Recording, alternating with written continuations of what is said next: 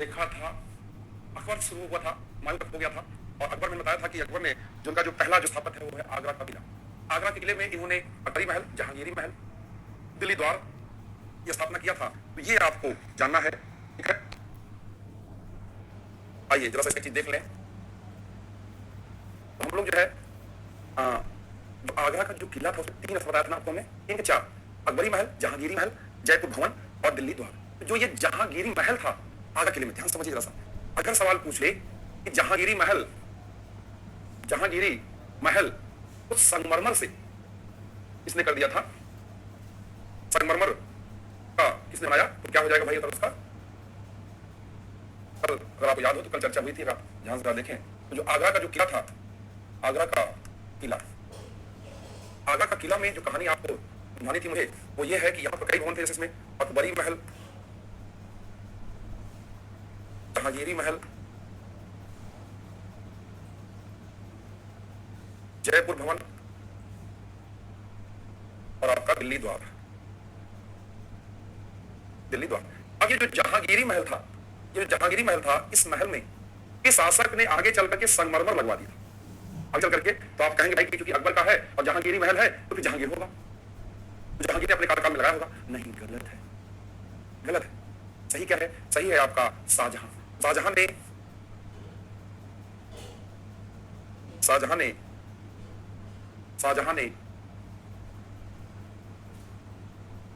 जहांगीरी महल को संगमरमर, शाहजहां ने जहांगीरी महल को संगमरमर से पुनर्निर्मित करवाया था, या कहिए संगमरमर लगवाया था, पुनर्निर्मित करवाया था। देखिए सवाल अगर बनेगा, मान लीजिएगा कि आगरा के किले में जो जहांगीरी महल था, उस जहांगीरी महल को किसने जो है संगमरमर पत्थर लगा दिया था, तो आप सोचेंगे कि चलो भाई अकबर की बात कर रहा तो अकबर तो होगा नहीं, चलो जहां सवाल पूछने का मतलब ये होता है कि भाई इसका मतलब होगा जहांगीर ने, लेकिन जहांगीर ने नहीं, शाहजहां ने लगवाया। इसको नोट कर लीजिए, फिर आगे चले।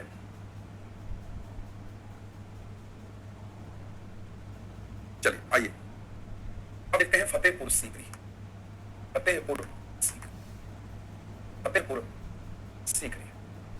फतेहपुर सीकरी जो है, एक विद्वान है फर्ग्यूसन, वो कहता है कि पत्थर में रूमानी कथा है। क्या है? फर्ग्यूसन कहता है फतेहपुर सीकरी के बारे में, पत्थर में रूमानी कथा कहा है। फतेहपुर सीकरी, फर्ग्यूसन, जब ध्यान समझिएगा आपको ये याद रहेगा। फर्ग्यूसन पत्थर में रूमानी कथा, मतलब फतेहपुर सीकरी ने क्या कहा है कि पत्थर में रूमानी कथा है। कथा कहा है, किसने कहा है? फर्ग्यूसन ने कहा है। बड़ा ही इंपॉर्टेंट स्टेटमेंट है इनका। एक है स्मिथ, स्मिथ कहते हैं कि फतेहपुर सीकरी रोमांस का पाषाण, मतलब कि पत्थर से बनाना, फतेहपुर सीकरी क्या है कि रोमांस का पाषाण का प्रतिरूप है। ठीक है, तो ये जो है किसका स्टेटमेंट है? आपका सीकरी रोमांस का पाषाण प्रतिरूप है। सीकरी रोमांस का पाषाण प्रतिरूप है। ये जो स्टेटमेंट दिया है वो किसने दिया है? स्मिथ ने दिया है। सीकरी जो है रोमांस का पाषाण का प्रतिरूप है। ठीक है, ये 2 स्टेटमेंट आपको इसमें याद रखना है। अब जरा देखिएगा फतेहपुर सीकरी का निर्माण आपको बता दूं कि निर्माण इसका कब हुआ है, कैसे, आइए समझते हैं जरा सा। 1559 ईस्वी में, याद कैसे करके बताऊंगा आपको मैं, याद तरीके से बताऊंगा, याद करने का समझिए। ताजमहल को बनने में कितने साल लगे थे? 22 साल लगे, और फतेहपुर सीकरी को बनने में 11 साल लगे। ठीक है, तो फतेहपुर सीकरी को बनने में 11 साल, तो शाहजहां ताजमहल बनाया था शाहजहां ने, और फतेहपुर सीकरी किसने बनवाया था? किसने भाई? अकबर। तो अकबर को फतेहपुर सीकरी बनवाने में 11 साल लगे थे। सीकरी पहले एक गांव था, आप जब में जाइए वहां, मैं संस्थानों को आया हूं, मैं बताता रहता हूं, जैसे पढ़ा रहा हूं तो वो पिक्चर जैसे दिमाग में बिल्कुल जैसे दिख जाती है। जब भी मौका लगेगा, इतिहास के विद्यार्थी हैं आप लोग, जरूर इन चीजों को देखा करिए। जैसे मैंने बताया आपको कि जब आप लाल किला में जैसे ही आप एंट्री करेंगे, बाएं साइड देखेंगे आपको एक सफेद मस्जिद दिखेगी, वो मोती मस्जिद है, वो औरंगजेब ने बनाया था। 3 मोती मस्जिद है, अगर आपको याद हो, लाहौर में जहांगीर, दिल्ली में औरंगजेब और आगरा में शाहजहां, ये 3 मोती मस्जिद है। और पहले तो तीनों मोती मस्जिद देखिएगा, अभी तो मैं लाहौर में नहीं देख रहा हूँ। कहने को आप कभी घूमने जाइए तो इन चीजों को देखेंगे तो चीजें आपको रखनी नहीं पड़ती हैं। और जब बुलंद दरवाजा देखेंगे आप, 176 फीट ऊंचा बुलंद दरवाजा है, 176 फीट। आप देखेंगे कि जब सारा इंजीनियर देखेंगे लगेगा ऐसा दरवाजा होता है, मतलब क्या सोच रही होगी उस समय शासक की, और आपको लगेगा कि अकबर कैसे महान है। ठीक है, अबुल फजल का स्टेटमेंट है अगर आप अकबर के बारे में, वो कहता है कि जो है बादशाह पुनर्भवनों की योजना बना रहा है। बादशाह जो है, यानी इस चीज को समझिए आप, और अपने मस्तिष्क हृदय को पत्थरों से पिरो देता है। अबू फजल अकबर के बारे में कहता है। तो इसीलिए देखिए हमने लिखा था पहला स्टेटमेंट कि मुगल जो काल है वो सेकंड क्लासिकल एज है। फर्स्ट क्लासिकल एज क्या है? गुप्तन पीरियड। भाई साहित्य हो, स्थापत्य हो, चित्रकला हो, संस्कृत हो, जो भी चीजें हो, वो सारी की सारी चीजें आपको गुप्तन पीरियड में दिखाई पड़ेगी। वो first classical as of ancient history. और जो मुगल काल है वो आपका सेकंड क्लासिकल एज है।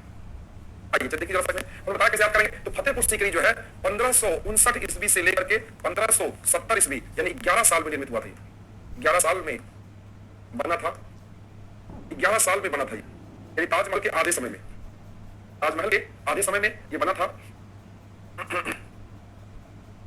और जब 1572 ईस्वी में 1572 ईस्वी में गुजरात विजय के उपलक्ष्य में, गुजरात विजय के उपलक्ष्य में अकबर ने फतेहपुर सीकरी में, फतेहपुर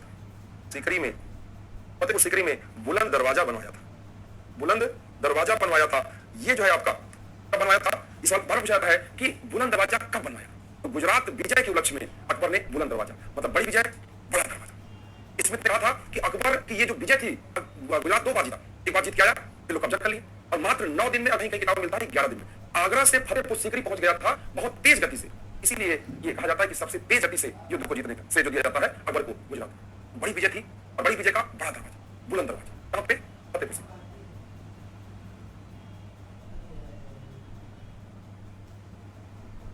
अतुल सर फिर जब भी आते हैं तो चेहरे पे, अतुल सर साइंस पढ़ाते हैं चंद्रा इंस्टीट्यूट में, आपको जानकारी होगी क्योंकि खेल के बहुत अच्छे हैं और जब भी आते हैं तो हम थके रहते हैं, जरूर मुस्कान दिला देते हैं कुछ न कुछ ऐसा बोल करके, कुछ ऐसा बोलेंगे कि हंसी आ ही जाए।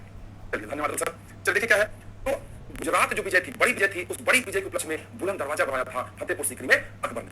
अब प्रश्न है कि फतेहपुर सीकरी में कौन कौन से स्थापत्य हैं और पूछा जाता है। आइए उस पर चर्चा करते हैं। यहां तक नोट कर लीजिए पहले, तब हम आगे बताएं।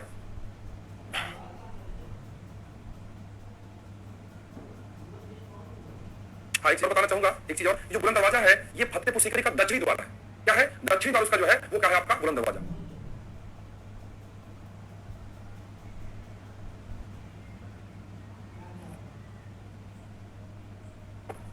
चलिए आइए भाई जरा सा, फतेहपुर सीकरी बहुत इंपॉर्टेंट है एग्जाम के दृष्टिकोण से। और ये देखेंगे अब इसमें देखिए, अगर इतने थकने के बाद भी अगर हम आपके साथ एनर्जी के साथ काम कर रहे हैं, प्रयास करता हूँ पूरी एनर्जी के साथ आपके साथ लगा हूँ, तो हम सब मतलब चंद्रा टीम को आपका रिजल्ट चाहिए। अगर देखिए, अगर पैसा तो जमा कर दिया है, अर्जन आपने ले लिया है, लेकिन इसके बावजूद भी ये हमारा उद्देश्य नहीं है कि आपको औने पौने दाम पे ज्ञान दे दिया जाए। उद्देश्य है कि आप रिजल्ट लिखें। मुझे आशा ही नहीं, पूर्ण विश्वास है एक दिन आप रिजल्ट देंगे और कोशिश यही करिए। तो देखिए लाइव कम लोग देखते हैं, लेकिन मान लीजिएगा किसी काम से बहुत सारे लोग मैसेज स्तर में जॉब में हूँ और मैं स्कूल में पढ़ाता हूँ, मैं सर्विस करता हूँ, प्राइवेट जॉब करता हूँ, मैं सरकारी जॉब करता हूँ, सब बाद देखे तो उनकी जरूरत ठीक है भाई। लेकिन कम से कम जो लोग रेगुलर पढ़ रहे हैं, इससे क्या होता है? देखिए आप देखिए, चाहे ना देखिए, हमारे स्टेप पे कुछ फर्क नहीं पड़ेगा, इससे आपकी रेगुलरिटी मेंटेन होती है। और रेगुलरिटी जो है वो आपकी सफलता का की पॉइंट है। जिसने अपने आप रेगुलर कर लिया वो समझिए सफलता के नजदीक पहुंचने वाला। कहा जाता है घड़ी में देखिए, घड़ी जो कर रही है वो करिए, घड़ी चलती रहती है, आप पढ़ते रहिए। भाषण में घड़ी नहीं देखिए, घड़ी जो कर रही है उसको देखिए, कंटिन्यू जब तक बैठी रहती है उसमें तब तक कंटिन्यू चलती रहती है, अभी आपको सही समय बताती है। और सही और आप ऐसे चलेंगे तो आप सही जगह पहुंचेंगे। इस बात ध्यान रखिएगा, कंटिन्यू लगे रहिए। चलिए आइए तो बात करते हैं कि अब फतेहपुर सीकरी में वो कौन कौन से स्थापत्य हैं, वन बाई वन समझिएगा। महत्वपूर्ण है आपका, क्योंकि सीकरी पहले गांव था, सीकरी पहले गांव था और सीकरी गांव था। आज भी आप जाइए देखेंगे तो चारों तरफ पूरा आपको पूरा बयान साइज दिखेगा। तो वहां चूंकि जो है शेख सलीम चिश्ती के आशीर्वाद से, आपको पता होगा जहांगीर का और उनके जो दूसरा का मुराद था, उनका जन्म हुआ था, जिसका क्या सलीम जानते होंगे, मुराद का भी जन्म हम आशीर्वाद से मानते हैं हमें। तो ये चीज जो है जहां देखते हैं वहीं से सलीम चिश्ती का मकबरा, सलीम फतेहपुर सीकरी में क्या क्या है उसकी चर्चा कर रहे हैं। सलीम चिश्ती का मकबरा, सलीम चिश्ती का मकबरा, ठीक है, पहली चीज। दूसरा देखिएगा यहाँ पर क्या है, बताया भी आपको, बुलंद दरवाजा, बुलंद दरवाजा, बुलंद दरवाजा। तीसरा क्या है? बीरबल की कोठी, बीरबल की कोठी। चौथा है जोधा बाई का महल, जोधा बाई का महल। है पंचमहल, पांचवा है पंचमहल, पांचवा है पंचमहल। छठा है तुर्की सुल्ताना की कोठी, तुर्की सुल्ताना की तुर्की सुल्ताना की कोठी और जामा मस्जिद। बाकी और बहुत चीजें हैं, लेकिन सबसे इंपॉर्टेंट आपके दृष्टिकोण से जामा मस्जिद, ये सब फतेहपुर सीकरी में है। तो आपको जब भी मौका लगे आप जरूर जाइएगा ऐसे ऐतिहासिक स्थलों पर। हिस्टोरिकल प्लेस देखना है तो आप उत्तर भारत बेल्ट है, खास उत्तर प्रदेश और दिल्ली वाला बेल्ट आप यहाँ देखेंगे तो आपको बहुत सारे जो है जौनपुर से लेकर के इलाहाबाद, आगरा, दिल्ली, ये जो पूरा बेल्ट है आप बहुत सारे जो है स्थापत्य देखेंगे। बाकी उसका आप निरीक्षण कर सकते हैं। और दिल्ली में तो बहुत ज्यादा कुतुब मीनार, अलाई दरवाजा, हुमायूं का मकबरा, पुराना किला, लाल किला, जामा मस्जिद, मोती मस्जिद, बहुत सारे स्थापत्य हैं। उनका बाद शाहजहां, पनाहनगर, बहुत सारे स्थापत्य हैं जो आपको मेडल इंडिया के मिलेंगे। जब भी मौका मिले जरूर जाया करिए और देखा करिए। जब देखेंगे आपको रखना नहीं पड़ेगा। कबूर इस्लाम मस्जिद, कुतुब मीनार, अलाई दरवाजा, सारे सब दिल्ली में है। ठीक है, चलिए देखिए ये हम बात कर रहे थे सलीम चिश्ती का मकबरा। तो सलीम चिश्ती का मकबरा भाई क्या है, कहाँ पे फतेहपुर सीकरी में? कौन थे? इनके आशीर्वाद से सलीम पैदा हुआ था। सलीम कहता है कि मेरे पिताजी सीकरी पैदल जाते थे, मतलब पैर में कुछ पहनते नहीं थे, और उन्हीं के आशीर्वाद से जहांगीर पैदा हुआ था, इसलिए जहांगीर का नाम सलीम रखा। उनका मकबरा भी वही है। दूसरी बात आई बुलंद दरवाजा। बुलंद दरवाजा देखिए, मैंने बताया आपको गुजरात विजय के बाद बना था, 176 फीट ऊंचा। पहले कीजिए इसको, कभी ऐसे सवाल बन जाते हैं। 176 फीट, 176 क्या है? लगभग देखिए तो लगभग 54 मीटर, लगभग 54 मीटर 50 मीटर। आप सोचिए इतना बड़ा दरवाजा ये है। और बीरबल की कोठी बहुत फेमस है, जोधाबाई का महल। हाँ देखिए, मैंने बताया अगर आपको याद हो, जब बता रहा था आपको राजपूत नीति, अगर आप देखिए है राजपूत नीति बता रहा था, तो मैंने कहा था कि अकबर ने राजपूत से वैवाहिक संबंध में क्या परिवर्तन किया था? 3 परिवर्तन किया था अकबर ने। एक तो स्त्रियों का मायके से संबंध रखना शुरू कर दिया था। पहले क्या होता था कि अगर किसी मुस्लिम ने अगर हिंदू स्त्री से विवाह कर लिया तो वहां मायके से संबंध समाप्त, लेकिन अकबर ने उस परंपरा को तोड़ा था। पहली चीज। दूसरी चीज क्या किया था कि अकबर ने यह किया था कि अगर कोई स्त्री राजपूत है, हिंदू है, तो वो अपने धर्म के अकॉर्डिंग अपने मतलब अपने ईश्वर की पूजा कर सकता है। आपने जोधा अकबर मूवी में देखा होगा। और तीसरा क्या किया था? उनके सगे संबंधियों को प्रशासन में स्थान देना। ये जोधाबाई का जो जोधाबाई का जो महल है फतेहपुर सीकरी में, यहाँ पर जो आपका उल्लेख मिलता है वो मिलता है हनुमान को राम की पूजा करते दिखाया गया। हनुमान को राम की पूजा करते दिखाया गया। तो कॉमन अगर आपको देखिए वो याद हो कि ऐसे खोज प्रश्न बनते हैं तो कॉमन सेंस लगाना चाहिए। कॉमन सेंस क्या ऐसा कहता है कि अगर जोधाबाई मूवी देखा है आपने, उसमें भी यही दिखाया है। अकबर अपने घर में जहां कुरान है उसी के बगल में मंदिर रखते हैं अपना, वो जोधाबाई जब आती है उनके यहाँ तो राम और हनुमान की द्वारा पूजा का जो उल्लेख मिला है कहाँ पे? जोधाबाई महल में। पंचमहल, तुर्की सुल्ताना की कोठी बहुत ही इंपॉर्टेंट है। तुर्की सुल्ताना की कोठी ये बहुत ही इंपॉर्टेंट है। यही सवाल पूछा गया है। जितने स्थापत्य दिखे इधर, इसमें देखिएगा जोधाबाई का जो महल है ये सबसे बड़ा स्थापत्य है यहाँ का। भाई देखिए पत्नी बन रहा है तो बड़ा हो गया, पत्नी हर कोई डरता है तो उनके लिए विशेष व्यवस्था कराई गई। ऐसे याद रखिएगा, जोधाबाई के जो महल बना वो सबसे बड़ा महल है। जितने महल देखेंगे इसमें सबसे बड़ा महल किसका है? आपका जोधाबाई का महल। जो सवाल पूछा गया है तुर्की सुल्ताना की कोठी का, परसी ब्राउन ने कहा है स्थापत्य का मोती। क्या कहा है? स्थापत्य का मोती कहा है। किसको कहा है? स्थापत्य का मोती कहा है। किसको मोती कहा है? ये कहा है मोती तुर्की सुल्ताना की कोठी। ये सवाल पूछा गया। और तो कोठी कहां पे है? फतेहपुर सीकरी। ये भी सवाल पूछा गया है। दोनों सवाल आए हुए हैं, क्लियर जानते रहिएगा कि परसी ब्राउन ने स्थापत्य का मोती किसे कहा है? तो तुर्की सुल्ताना की कोठी को कहा है। कोठी कहां पे है? वो आपका फतेहपुर सीकरी। ठीक है। और जामा मस्जिद भी वहां पे है, आप जाएंगे तो जामा मस्जिद भी है, ये आप देख सकते हैं। ये कुछ महत्वपूर्ण बातें थी। फतेहपुर सीकरी में कौन कौन सी चीजें क्या है? पूरा महल कौन सा है? जोधाबाई। पढ़ तो भाई जान ही रहे हैं, नहीं बनवाएंगे शाम को भोजन ससय में। ऐसे कुछ चीजें कभी कभी हंसी मजाक में भी आपको याद हो जाती है। यहाँ अगर नोट कर लिए हो तो आगे चलते हैं। बताइए गया था भाई आगरा किला 65 में। अगर आप और जानना चाहते हैं अजमेर और अटक का किला बनवाया था, मुझे लगता है वो जरूरत है। अजमेर का 70 में है और अटक का 81 में है, आप चाहे नोट कर सकते हैं। पर जिसका इंपॉर्टेंट नहीं। अब आइए जहांगीर। जहांगीर के काल का जिस प्रकार से अकबर के काल में पहला स्थापत्य हुमायूं का मकबरा था, उसी तरीके से जहांगीर के काल में पहला स्थापत्य अकबर का मकबरा। समझिए बात मैं कहना क्या चाहता हूं, कैसे पढ़ाना चाहता हूं। जिस प्रकार से अकबर के कार्यकाल में पहला स्थापत्य हुमायूं का मकबरा था जो दिल्ली में है, जो उनकी पत्नी ने बनाया था हाजी बेगम ने, और उसमें अकबर का कोई योगदान नहीं था। उनकी पत्नी ने बनाया था, इसलिए कहा जाता है इसे ताजमहल, पूर्व का ताजमहल कहा जाता है, वफादार बीबी का महबूबाना इसे कहा जाता है। जैसे ताजमहल को उसी तरीके से यहां पर आशिक शब्द यूज किया जाता है, वफादार आशिक। यहां पर शब्द यूज किया जा रहा है कि वफादार बीबी का महबूबाना किसके लिए? हुमायूं के मकबरे के लिए। वो कब बना है? अकबर कार्यकाल में। उसी तरीके से अकबर का मकबरा जहांगीर कार्यकाल में। अब प्रश्न बनता है कौन बनवाया अकबर का मकबरा? कौन बनवाया? प्रश्न ये बनता है, देखिए शुरू कराया था अकबर ने, यानी अकबर ने अपना मकबरा स्वयं बनवाना शुरू कर दिया था, लेकिन बाद में पूरा किसने कराया? जहांगीर। जैसे मान लीजिए अभी कि में क्या होता है? तिरही होती है। तो तिरही के लिए सारी व्यवस्था, रसगुल्ला, पनीर, पूरी, हलवा जो भी बनता है, पोहा, सब्जी बनती है ना, इन सबकी व्यवस्था अगर आप पहले कर दीजिए अपने मरने से पहले। ऐसे ही अकबर ने अपना मकबरा पहले बनाना शुरू कर दिया था। भाई तो पता था कि मरना तय है, इसमें कोई दो राय नहीं। अकबर ने बनाना शुरू किया था, लिखिएगा आगे समय में अकबर का मकबरा। अकबर के मकबरे सवाल पूछा जाता है, कई सवाल अकबर मकबरे से बनता है। अकबर का मकबरा अकबर ने स्वयं बनवाना शुरू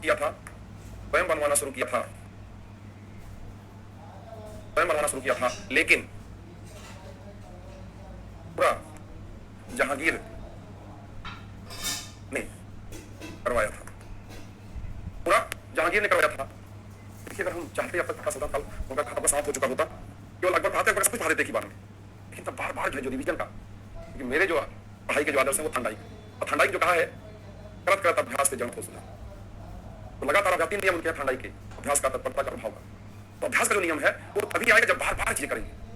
मुझे बहुत सारी चीजें रिवाइज करके रिपीट करनी पड़ती, मुझे पता इस बात, लेकिन तभी उसी रास्ते को चुना हो जो मेरे लिए कठिन है, लेकिन वो रास्ता आपके लिए सरल हो जाएगा। अब तक मैं मुगल काल कब का समाप्त कर चुका होता, ठीक, सिर्फ इसलिए क्या चाहिए, रिजल्ट। इसलिए तो अकबर का मकबरा अकबर ने स्वयं बनाना शुरू किया था, लेकिन पूरा जहांगीर ने करवाया था। अब देखिएगा अकबर के मकबरे की क्या विशेषता है। आइए देखते हैं विशेषता, देखते क्या क्या विशेषता है इसमें। पहली विशेषता देखिए, ये 5 मंजिला है जो इनका मकबरा है, मतलब मकबरा भी अकबर का है। सवाल पूछता है किस शासक का मकबरा 5 मंजिला है, तो अकबर द ग्रेट। सबसे महान शासक कौन है मध्य काल का, अकबर ना। जो अकबर का महान है तो मकबरा भी, ऑब्वियस बात है, एक मंजिला नहीं होगा, 5 मंजिला होगा। अब प्रश्न बनता है कि किस मंजिल में उसकी डेड बॉडी रखी है, तो पहली वाली, बाकी सब फेक है, जिसमें डेड बॉडी बनी हुई है वही असली है। तो 5 मंजिला है, और पहली मंजिल बनी कब, वास्तविक 5 मंजिला है, और पहली मंजिल पर बना कब्र, पहली मंजिल पर बना कब्र क्या है भाई, वास्तविक है।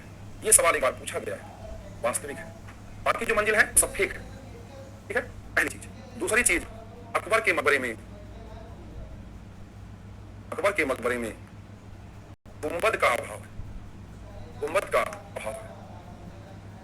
क्या भाई, गुंबद का अभाव है, किसके मकबरे में, अकबर के मकबरे में।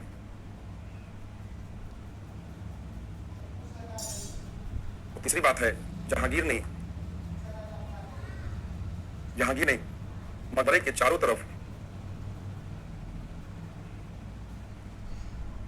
तरफ चार मीनार बनवा दिया था। ये जो है आपका महत्वपूर्ण बिंदु क्या है भाई, ये आप जहांगीर ने मकबरे के चारों तरफ 4 मीनार बनवा दिया था, ये अगली विशेषता है।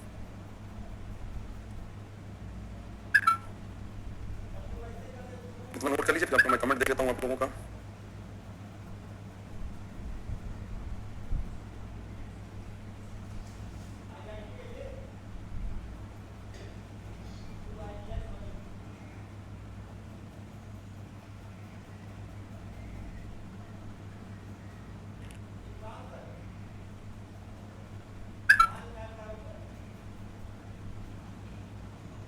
यहाँ पे नोट कर लीजिए भाई, फिर मैं आपका कमेंट ले लेता हूँ। हाँ, कृपया करके आप सभी से विनम्र निवेदन है कि आप गुड मॉर्निंग या गुड आफ्टरनून या ऐसे मैसेज ना किया करिए, क्योंकि जो है लगा सब लोग गुड आफ्टरनून कर दिए, मैसेज इंपॉर्टेंट बीच में आ गया, आपका कमेंट को सवाल, कभी वो सवाल स्लिप हो जाता है, नहीं देख पाता हूँ जल्दी में। ऐसे में निवेदन है कि आप लोग गुड आफ्टरनून वाला मैसेज मत किया करिए। आपकी श्रद्धा मुझे पता है निश्चित तौर पर, तो क्योंकि इससे क्या होता है कि सवाल कभी क्या होता है, सवाल अनिल जी क्या करें इसके बाद, शरीफ जी करें, मैं दिल्ली से ही हूँ, अरे वाह वेरी गुड। तो आप सब कुसुम देवी करें, प्रैक्टिस नहीं मिल पा रही है, प्रैक्टिस भी नहीं करवा रहा हूँ, जैसे करवाऊंगा टेलीग्राम पे आपको सूचना मिलेगी। संगीता जी करें, बहुत अच्छा पाते हैं, बहुत बहुत धन्यवाद आपका। प्रैक्टिस जहाँ चलती है, नहीं अभी नहीं चलेगी प्रैक्टिस, जैसे चलेगी आपको सूचना मिलेगी।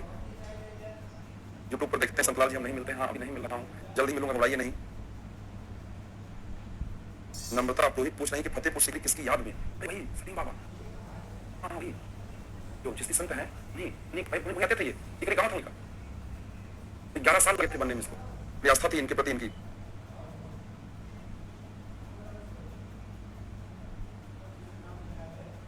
राम कुमार पांडे जी का एनसीएम के वीडियो इस समय देखकर नोट्स बन रहे हैं, एक बात इतनी बड़ी समझाएं कि बहुत ही समझ आ रहा है, आपको बहुत धन्यवाद।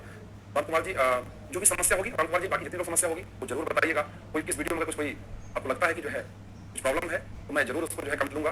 बस आप लोग गुड आफ्टरनून बंद कर दीजिए, अगर 100 मैसेज देखिए है गुड आफ्टरनून का, हम कितना गुड आफ्टरनून, ठीक है, उसमें आप जो इंपॉर्टेंट मैसेज वो छूट जाएगा, हमें चाहिए सिर्फ रिजल्ट, बस गुड आफ्टरनून नहीं चाहिए। हम जानते हैं आप गुड आफ्टरनून बंद कर लीजिए। आधुनिक इतिहास के टॉप हमने समय के अभाव में पढ़ ना पाया, करवा दीजिएगा प्लीज। अच्छा चलिए, तो इतने मैसेज अभी हमने देखा, कुछ सवाल भी है, लोग करने अच्छा बाहर है, ठीक है भाई। सर जी, अकबर के काल के केवल 2 ही चित्रकार इंपॉर्टेंट है और 15 चित्रकार सर जी उतने इंपॉर्टेंट नहीं है, प्लीज सर बता दीजिएगा। ठीक है मनोज कुमार जी, हाँ उतने इंपॉर्टेंट नहीं है, 2 क्या 4 बताए ना, मीर सैयद अब्दुल समद भी जो हुमायूं समय थे, अकबर के समय है, और आपके दसवंत और दसावन। भाई सब पूछता है कि है क्या इतिहास में, आप देखिए तो बहुत ज्यादा है। वैसे ही मैं आपके सिलेबस के हर पहलू को टच करते हुए रहा हूँ। 10 रकम कुछ ना क्या है कांग्रेस का टोटल है। अच्छा, नितिन कुमार कटियार जी हमसे पूछ रहे हैं मॉडर्न सवाल की, कांग्रेस में कितने अधिवेशन हुए थे, तो गिन लीजिए 85 से, जब नहीं हुआ है वो बता दे रहा हूँ, गिन लीजिएगा। 35 में नहीं हुआ है, और 35 नहीं हुआ है, और फिर प्रत्येक साल हुआ है। अगर सवाल आप मुझसे ये पूछते कहाँ हुआ है तो बता देता, सबसे अधिक कलकत्ता में, फिर मद्रास में, फिर मुंबई में, और फिर उसके बाद लाहौर में, फिर इलाहाबाद, क्योंकि ट्रिक से याद है। ऐसे देखिए, कलकत्ता, मद्रास, मुंबई, लाहौर, ऐसे। और कितने हैं, तो कितने में, तो वही दो हटा दीजिएगा, तो हटा देंगे तो पूरा पता चल जाएगा। यहाँ तक मुझे आ रहा है कि 2 ही अधिवेशन है जो नहीं हुए, बाकी 40 से लेकर के 45 तक तो हुआ नहीं, वो भी निकालना पड़ेगा आपको। 40 हुआ था, फिर शुरू हो गया, 5 साल तक लगातार रहे, तो हुआ नहीं, अध्यक्ष वही बने रहे, वो अलग सेक्शन निकालना पड़ेगा आपको। चलिए, तो मैं उसको निकाल के बता दूंगा, आप नहीं निकाल पाएंगे तो ये यहाँ पे चर्चा हुई भाई। कुछ और कमेंट देख लेता हूँ, फिर जो है मैं टॉपिक पे आता हूँ।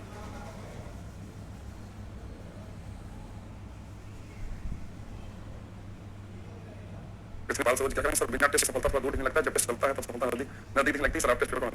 हाँ बिल्कुल जो है, मुझे भी लगता है कि जो है जरूर उनकी प्रैक्टिस ही आपको परफेक्ट बनाएगी। तो थोड़ी समस्या थोड़ा सा ज्यादा जो है, क्या लिखे भाई। प्रीति सिंह कह रहे हैं कि चॉपर चॉपिंग के बारे में जरा बता दीजिएगा। अच्छा ठीक है, मैं बता देता हूँ अभी, तो प्लीज मुझे बताएं कि प्रैक्टिस की अभी नहीं हो रही, साल जी जैसे ही होगा मैं आपको बताऊंगा। मतलब मैं क्या मतलब, ये टेलीग्राम की तो पहुंचा दी जाएगी। सबनम जी कह रहे हैं, शुभम शर्मा कह रहे हैं क्यों नहीं आ पाया जूनियर का सुपर टेट का।